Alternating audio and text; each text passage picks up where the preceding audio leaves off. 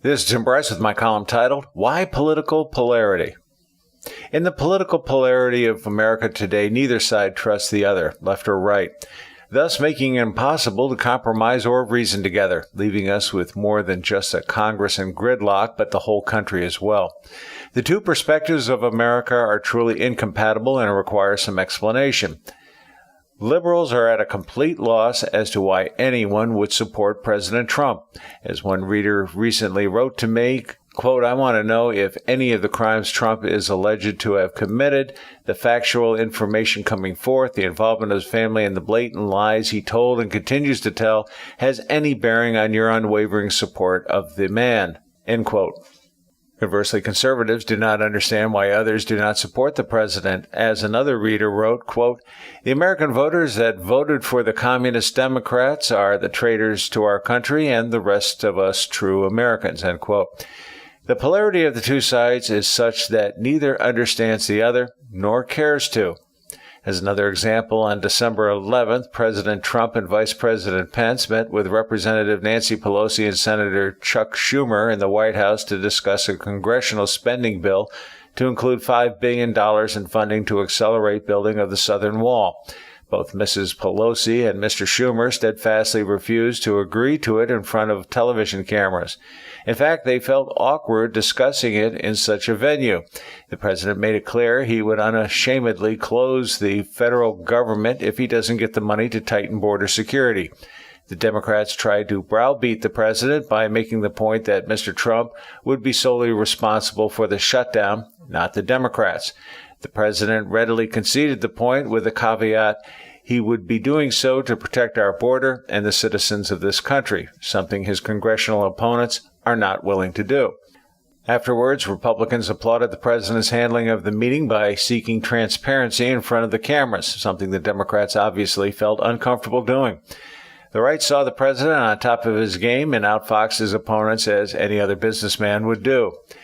Liberals didn't see it this way. Instead, the president was characterized as a bully throwing an indignant temper tantrum. His character and intelligence was again questioned, and he was described as a megalomaniac, as well as all the other usual derogatory adjectives du jour. Democrats are quick to accuse the president of improprieties resulting from the Mueller investigation, regardless if it is true or not. Republicans see the investigation as a frivolous political distraction since nothing of substance has yet to be produced. Democrats want the investigation to continue unabated for as long as possible. Republicans have had enough and want it shut down. Again, both sides simply do not understand the position of the other, nor wants to. So why the difference? Well, first, Democrats are more inclined to accept the news emanating from the media. Regardless if it is right or wrong, it is embraced as unbiased and factual and is parroted as such, except that resulting from Fox News, which is perceived as fallacious. The Republicans, on the other hand, are more skeptical and do not trust the news media at all, least of all print journalism, which is all perceived as an organ of the Democrats, certainly not fair and balanced. They believe the media is following a political agenda which involves spinning the news, not accurately reporting it. Second, Democrats have become past masters of identity politics. If you do not agree with their position on an issue, you are vilified as either a racist, xenophobe, homophobe, fascist, or just not smart enough to understand what is really happening in the world.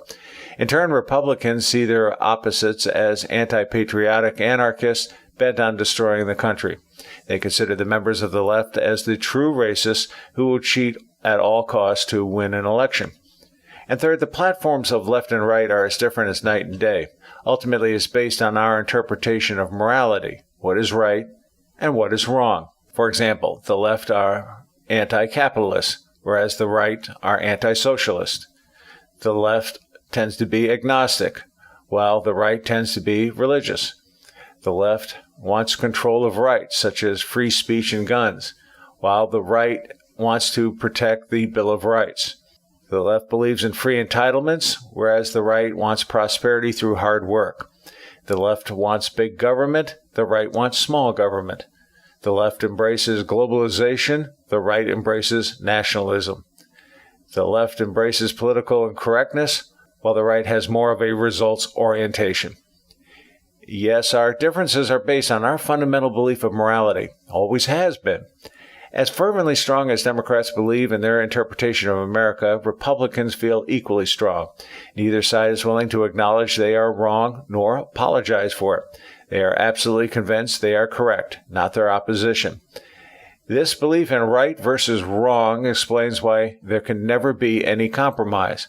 It is this fundamental sense of morality which is responsible for the irresistible force versus immovable object in American culture today, as well as in the world.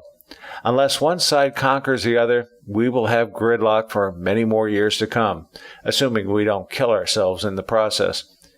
Just remember, in a contest of stubbornness, man will always beat the jackass every time. Friends, keep the faith. This is Tim Bryce in Palm Harbor, Florida. Follow me on the internet at timbryce.com.